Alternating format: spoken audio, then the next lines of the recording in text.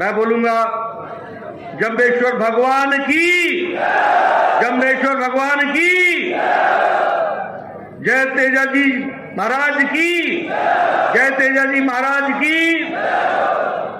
आज के इस चुनावी सभा में मंच पर विराजमान हमारे राजस्थान की सहप्रभारी और राष्ट्रीय मंत्री बहन विजय जी राहटकर जी, हमारे प्रवेश सिंह साहब जी, हमारे लोकसभा के सांसद और संसद में मेरे साथी पीपी चौधरी जी, हमारे यहाँ के ओसिया के प्रत्याशी भाई भैराराम सियोल जी,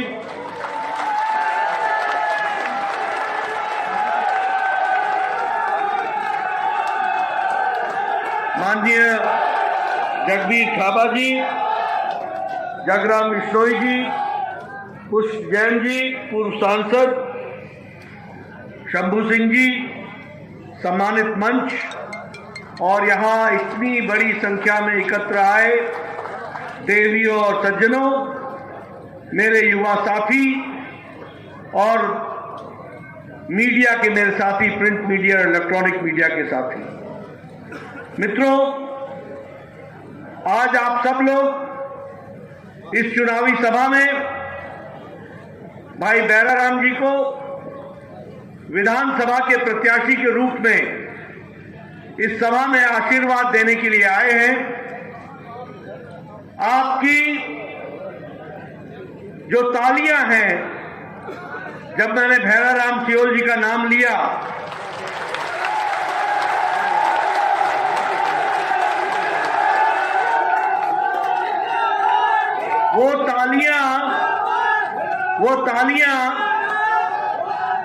वो तालियां मुझे आश्वस्त करती हैं कि आपने भैराराम सियोल जी को जयपुर में विधानसभा में भेजने का निर्णय ले लिया है, यह स्पष्ट होता है।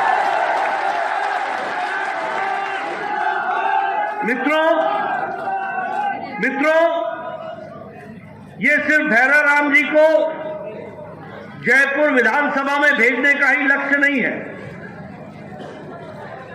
ये लक्ष्य है कि राजस्थान आज जिस तरीके से इसे ग्रहण लगा है अशोक गहलोत की सरकार में, इस ग्रहण से मुक्त कराने का भी अवसर है और उसका माध्यम भैराराम सियोल है, ये हमको याद रखना। जब मैं कहता हूं कि भैराराम जी जब जाएंगे तो वो लड़ाई लड़ेंगे, और वो लड़ाई किस बात की होगी? जिस बात में राजस्थान जो जहां देवता बसते हैं, जहां वीर बसते हैं, जहां वीर सपूत बसते हैं, जहां संस्कार बसते हैं, जहां मानवता बसती है, उस राजस्थान को 5 साल में अशोक गहलोत की सरकार ने तार तार करने में कोई कसर नहीं छोड़ी। मैं सच बोल रहा हूं कि नहीं बोल रहा हूं? आज राजस्थान का नाम भ्रष्टाचार में नंबर 1 पर आ गया। आज महिला उत्पीड़न और महिलाओं के साथ अत्याचार में राजस्थान का नंबर 1 पर आ गया। भारत के वीर सपूत राजस्थान के किसान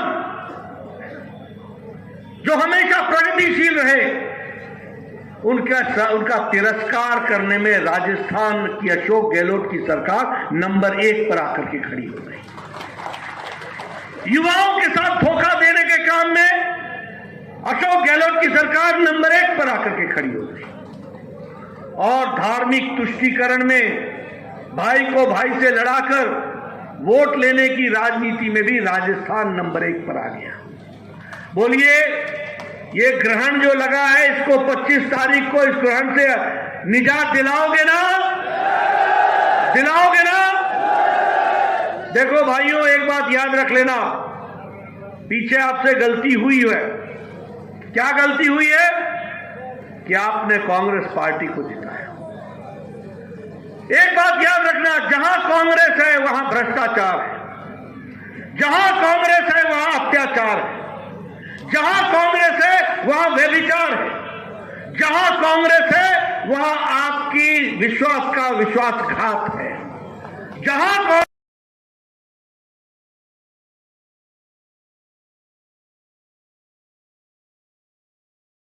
लूट है, जहां कांग्रेस है वहां घपला है, जहां कांग्रेस है वहां घोटाला है, ये याद रखना। और जहां भारतीय जनता पार्टी है, जहां कमल है, जहां मोदी जी है, वहां विकास है, वहां तेज गति से आगे चलने का रास्ता है। जहां बीजेपी है वहां महिलाओं का सशक्तिकरण और स्वावलंबन है, जहां बीजेपी है वहां युवाओं के माध्यम से विकसित हिमाचल, विकसित भारत और विकसित राजस्थान का रास्ता है, जहां किसान का क्या हक है वह भारतीय जनता पार्टी जहां है वहां पर है। इसलिए विकास, तरक्की, किसान का सम्मान, महिलाओं को स्वावलंबन बनाना, युवाओं का रास्ता दिखाना और चौमुखी विकास करना, ये भारतीय जनता पार्टी का काम है। जब मैं कहता हूं कि कांग्रेस मतलब भ्रष्टाचार, तो कहने के लिए नहीं कहता हूं। आप बताइए, कांग्रेस के टाइम में पनडुब्बी का घोटाला हुआ था कि नहीं हुआ था? हुआ था कि नहीं हुआ था? आप बताइए, कांग्रेस के टाइम में हेलीकॉप्टर का घोटाला हुआ था कि नहीं हुआ था? आप बताइए, कांग्रेस के टाइम में 2G घोटाला हुआ था कि नहीं हुआ था? आप बताइए, कांग्रेस के टाइम में कोयला घोटाला हुआ था कि नहीं हुआ था? आप बताइए, कांग्रेस के टाइम में चावल घोटाला हुआ था कि नहीं हुआ था? न इन्होंने आकाश छोड़ा, न पानी नीर समुद्र छोड़ा, न पाताल छोड़ा, न धरती छोड़ी, सब जगह भ्रष्टाचार ही भ्रष्टाचार किया, ये आपको याद रखना। और अशोक गहलोत ने, इसने तो वृद्धा पेंशन में भी घोटाला कर डाला, यानी वृद्धाओं को भी नहीं छोड़ा। बोलो, घोटाला किया कि नहीं किया? और मालूम है कितने का किया? 450 करोड़ रुपए का। ये छोटा मोटा धंधा नहीं करते, बड़ा धंधा। आप बताइए, अशोक गहलोत के भाई ने सब्सिडी का फर्टिलाइजर एक्सपोर्ट किया कि नहीं किया?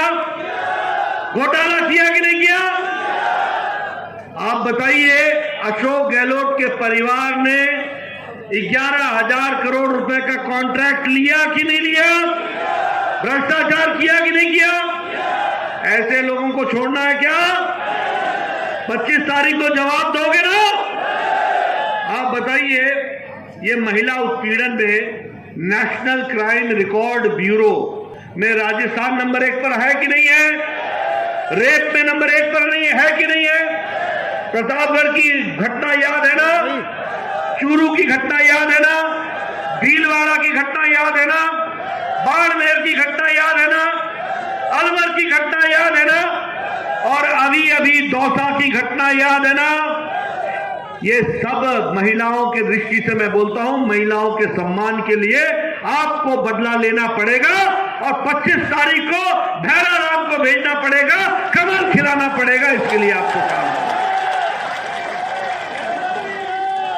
आप बोलिए, किसानों के साथ धोखा हुआ कि नहीं हुआ?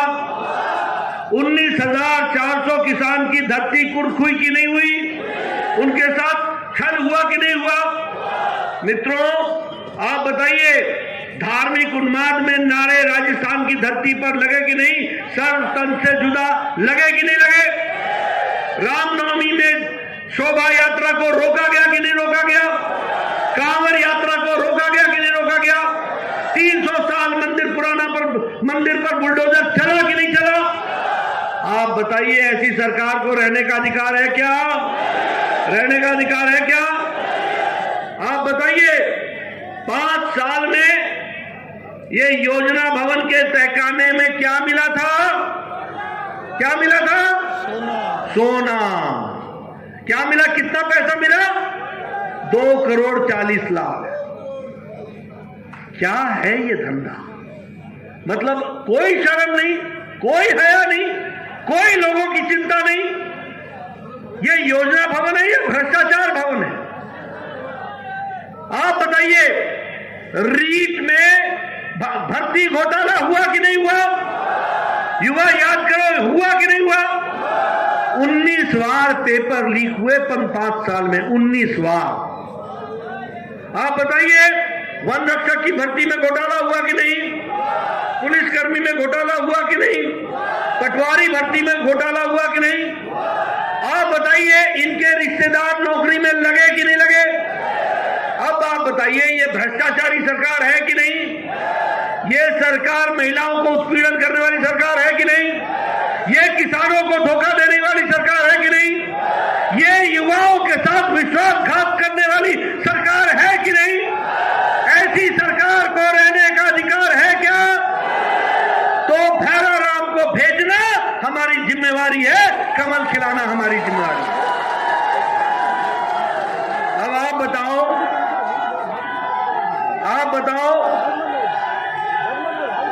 बताओ, मोदी जी के राज में देश आगे बढ़ा कि नहीं बढ़ा? भैया बताओ, मोदी जी के राज में देश आगे बढ़ा कि नहीं बढ़ा? आज जब दुनिया की सारी अर्थव्यवस्था सारे देशों की लड़खड़ा रही है, चाहे युद्ध हो हमास के साथ इजराइल का, चाहे युद्ध हो यूक्रेन का, चाहे कोरोना हो, सारे दुनिया के देश की अर्थव्यवस्था लड़खड़ाई हुई है। लेकिन मोदी जी के नेतृत्व में भारत ब्रिटानिया को पिछाड़कर 11 नंबर की अर्थव्यवस्था से आज 5वें नंबर की अर्थव्यवस्था बन गया है। और अभी भैराराम को जिताना, सन 24 में मोदी जी की सरकार फिर से लाना, भारत 3रे नंबर की अर्थव्यवस्था बन जाएगा 27-28 में। 9 साल पहले आपके हाथ में मेड इन चाइना का मोबाइल होता था, 9 साल पहले। आज आपके हाथ में मेड इन इंडिया का मोबाइल है, भारत में बनने लग गया मोबाइल। 9 साल पहले ऑटोमोबाइल की गाड़ियां बाहर से बनकर के आती थी, आज सारी गाड़ियां भारत में बनती है और 3रे नंबर की ऑटोमोबाइल इंडस्ट्री बन गई। इस बात में हम 2रे नंबर पर आकर के खड़े हो गए। बोलो, भारत तरक्की किया कि नहीं किया? प्रधानमंत्री गरीब कल्याण अन्न योजना में 80 करोड़ जनता को 5 किलो गेहूं, 5 किलो चावल और 1 किलो दाल मिला कि नहीं मिला? मालूम है फर्क क्या पड़ा? फर्क ये पड़ा कि भारत के 13.5 करोड़ लोग आज गरीबी की रेखा से ऊपर आ गए हैं, ये फर्क पड़ा। भारत में अति गरीबी 1% से भी कम हो गई है। आप बताइए, प्रधानमंत्री जी ने 4 करोड़ प्रधानमंत्री आवास योजना दिया कि नहीं दिया? और 20 लाख आवास योजना राजस्थान में दिया कि नहीं दिया? और अशोक गहलोत ने 9 लाख मकान बनने से रोका कि नहीं रोका? अब तुमने 25 तारीख को उसको रोक देना और कमल खिला देना, भैराराम को भेज देना, इसकी आपको चिंता करनी पड़ेगी। मित्रों, आप बताइए, राजस्थान में ये जो केंद्र सरकार की तरफ से बजट आया, भारतमाला प्रोजेक्ट में 4000 आपको 44,000 करोड़ रुपए मिला कि नहीं मिला? 2400 किलोमीटर की सड़क एक्सप्रेसवे बन रही है कि नहीं बन रही है? 11,000 किलोमीटर की ग्रामीण सड़क बनी कि नहीं बनी? आप बताइए, आपको विकास के लिए सड़कों का जाल बिछाने का काम गांव में किया कि नहीं किया? मित्रों, जो हम कर सकते थे, जो भारत सरकार कर सकती थी, वो की। आपका रेलवे का बजट 14 गुना बढ़ा दिया गया। आपके यहां आज 75% रेलवे लाइन इलेक्ट्रिफिकेशन हो गई है। अब जरूरत इस बात की है कि गहलोत को हटाओ, कमल खिलाओ और राजस्थान का विकास तीव्र गति से करो। मित्रों, मैं यहां आपको यह भी बताना चाहता हूं कि प्रधानमंत्री किसान सम्मान निधि में अभी तक हम साल का 6,000 रुपए दे रहे हैं। आप भैराराम को भेज दीजिएगा, प्रधानमंत्री किसान सम्मान निधि प्रति वर्ष 12,000 रुपए हो जाएगी। ये आपको ध्यान रखना। उसी तरीके से ये जो किसानों की जमीनें कुर्क हुई हैं, हम एक कंपनसेशन नीति बनाएंगे और उस कंपनसेशन नीति के तहत किसानों को न्याय दिलाएंगे। इस बात को भी हम तय करेंगे, हम देंगे। उसी तरीके से सरकारी नौकरी 5 साल के अंदर 2.5 लाख सरकारी नौकरी हम लगाएंगे और बीआईटी मेसरा के तहत all India institute of medical science के तर्ज पर हम रीजनल मेडिकल इंस्टीट्यूट खोलेंगे और हर डिवीजन में खोलेंगे। इंडियन इंस्टीट्यूट ऑफ टेक्नोलॉजी के तर्ज पर हर डिवीजन में हम एक आईआईटी खोलेंगे और रीजनल आईआईटी खोलेंगे, उसका हम व्यवस्था करेंगे। और उसी के दृष्टि से हेल्थ में 40,000 15,000 डॉक्टर लगाएंगे, 20,000 पैरामेडिक्स लगाएंगे, इसकी हम व्यवस्था करेंगे। महिला सशक्तिकरण के लिए हम हमेशा जो प्रयास करते हैं, इस बार हम प्रयास करेंगे कि सिलेंडर पर, प्रति सिलेंडर पर 450 रुपए का सब्सिडी दिया जाए। बहनों को जो बच्ची पैदा होगी उसको 2 लाख रुपए का हम बॉन्ड देंगे। 6ठी कक्षा में हम 6,000 रुपए साल का देंगे, 8वीं कक्षा में हम 8,000 रुपए साल का देंगे, 10वीं कक्षा में हम 12,000 रुपए साल का देंगे और जब वो हायर एजुकेशन के लिए बच्ची जाएगी तो 50,000 रुपए उसको साल का देंगे और जब वो 21 साल की हो जाएगी तो 1 लाख रुपए उसके अकाउंट में डालेंगे। और 12वीं कक्षा के बाद मेरिटोरियस बहनों को हम एक फ्री स्कूटी देंगे, ये हम व्यवस्था करेंगे।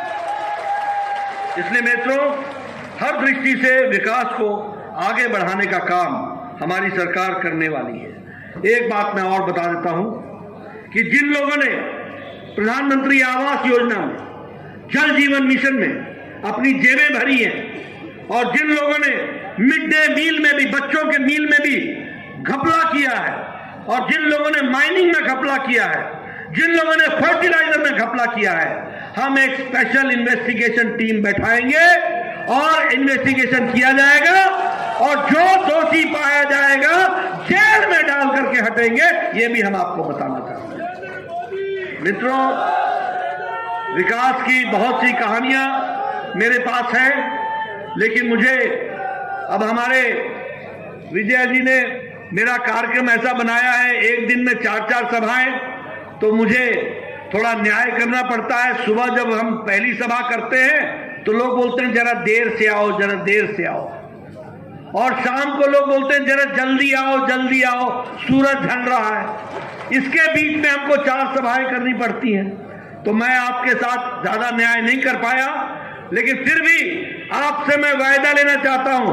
बोलिए, भैराराम को भेजेंगे, भेजेंगे, चुनाव जिताएंगे, कमल खिलाएंगे, राजस्थान को आगे बढ़ाएंगे, ओसियान को आगे बढ़ाएंगे, अपनी तकदीर और तस्वीर बदलेंगे। बहुत बहुत धन्यवाद। जय भारत, जय राज।